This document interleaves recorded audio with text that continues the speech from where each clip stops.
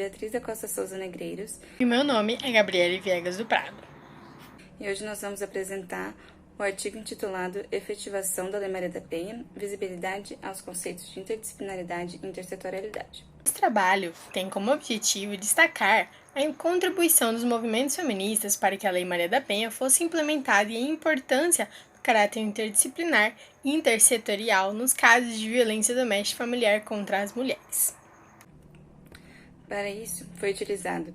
o método bibliográfico ao analisar tanto a Lei Maria da Penha quanto os documentos de políticas públicas para o enfrentamento à violência contra as mulheres. Tendo em vista que a violência se apresenta de diversas formas e em fases diferentes públicos, é necessário que sejam pensadas medidas para enfrentar e punir cada uma delas de forma específica.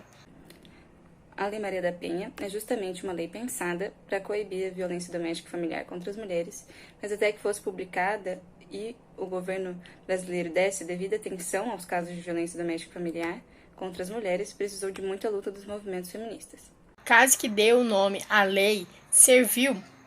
como símbolo para essa luta. Maria da Penha sofreu diversas violências de seu marido, incluindo 2 tentativas de homicídio em que seu cônjuge, além de demorar a ser condenado, não cumpriu a sentença que lhe foi dada. Nessa época, o Brasil, apesar de já ser signatário de vários tratados internacionais que condenavam a violência doméstica e familiar contra as mulheres, não dava devida atenção a essas violências. Assim, o Centro para a Justiça e o Direito Internacional, CEGIL, e o Comitê Latino-Americano e do Caribe para a Defesa dos Direitos da Mulher, CLADEM, denunciaram o Estado brasileiro para a Comissão Interamericana de Direitos Humanos da Organização dos Estados Americanos. Diante da omissão do Estado, esse foi responsabilizado pela Corte Interamericana e, após a pressão dos movimentos feministas para que alguma providência fosse tomada com relação a esses diversos casos de violência contra as mulheres, surgiu a Secretaria Especial de Política para as Mulheres e a Lei 11.340 de 2006, que é a Lei Maria da Penha. Acontece que, para essa lei fosse elaborada e aprovada, precisou da atuação do consórcio, composto por diversas ONGs feministas, junto ao Poder Legislativo para que o assunto fosse colocado em pauta na agenda do governo, o que não é um processo fácil nem rápido. Antes da Lei Maria da Penha, os casos de violência doméstica e familiar eram tidos como de menor potencial ofensivo e eram normatizados pela Lei 9.099 de 95. Além disso, a maioria deles não era solucionada e os que eram punidos com serviços comunitários e entrega de cestas básicas. Uma das reivindicações das organizações feministas era justamente que deixasse de ser aplicada a Lei 9.099 para esses casos, que fossem criadas as varas especializadas de violência doméstica e familiar contra as mulheres para tratar tanto de temas civis quanto criminais.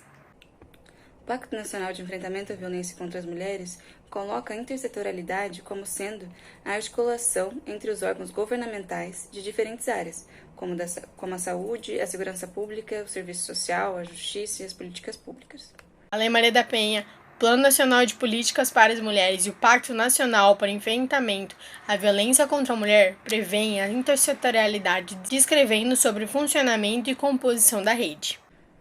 A intersetorialidade se refere justamente a essa diversidade de áreas que atuam conjuntamente, trocando conhecimentos, experiências e atividades e que tem como objetivo garantir a maior proteção de direitos e alternativas ao ciclo de violência. Já a interdisciplinaridade é o conjunto de perspectivas e métodos para que alcancem as soluções e que as mulheres tenham muito mais autonomia para tomarem suas próprias decisões e sair da violência. Para esses documentos, a rede se refere ao conjunto dos órgãos especializados no enfrentamento e atendimento à violência contra as mulheres, que possuem agentes capacitados para atender de forma integral a mulher em situação de violência. Os órgãos especializados da rede são Centro de Atendimento, Casas-Abrigo, Casas de Passagem, Delegacias da Mulher, Núcleos da Mulher nas Defensorias Públicas, Promotorias e Juizados de Violência Doméstica e Familiar contra a Mulher, Central de Atendimento à Mulher, Ligue 180, Ouvidoria da Mulher e Serviços de Saúde. Entretanto,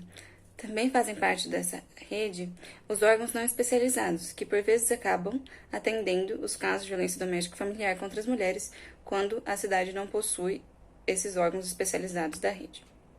Dando como exemplo a cidade das Alturas, Campo Grande e Maringá se enquadram como cidades-polo, por serem bastante completas com relação aos órgãos especializados da rede. Acontece que Campo Grande é a capital do estado de Mato Grosso do Sul, e ele acaba apresentando alguns órgãos que Maringá não tem, porque é uma cidade no interior do Paraná.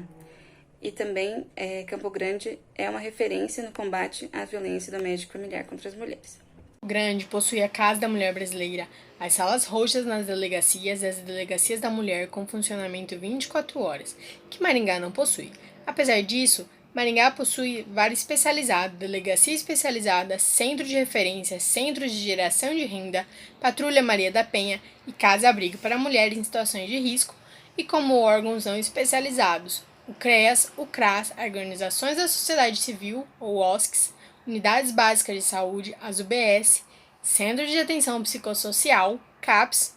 Unidade de Acolhimento, Unidades de Pronto Atendimento, UPA, Hospital Municipal, entre diversos outros. Ocorre que alguns municípios possuem apenas esses últimos órgãos mencionados, que são os órgãos não especializados da rede.